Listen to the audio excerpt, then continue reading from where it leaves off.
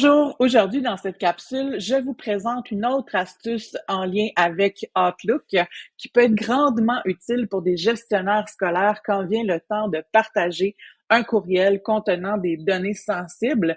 Donc, je vais vous montrer dans cette capsule comment chiffrer ou encore empêcher le transfert d'un courriel. Je suis dans la nouvelle version d'Outlook, dans la version en ligne. Il est possible de faire exactement la même chose dans la nouvelle version bureau également.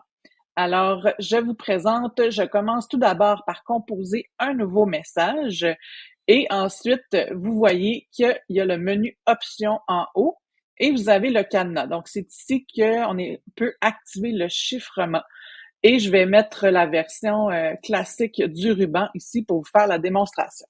Alors, je place mon destinataire hautement confidentiel. Et je vais écrire mon message. Ceci est confidentiel, par exemple. Et à ce moment-là, tout se passe dans le menu chiffrer. Donc, vous avez la possibilité de chiffrer. Donc, chiffrer, là, c'est que la personne, le destinataire pourra lire le message. Ensuite, on peut le rendre confidentiel pour ceux qui ont une adresse cssdd.gouv.qc.ca. Donc, ici, même chose, donc cssdd.gouv.qc.ca et c'est view only, donc on peut seulement le lire. On peut empêcher le transfert du courriel. Donc, par exemple, si on place une pièce jointe, on peut empêcher le transfert et ici, on n'a aucun jeu d'autorisation. En fait, c'est le simple courriel de base là, qu'on fait.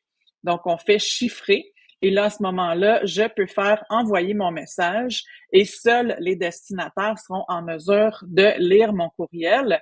Et je peux choisir aussi de ne pas transférer. Donc, les destinataires, à ce moment-là, ne pourront transférer, imprimer ou copier du contenu.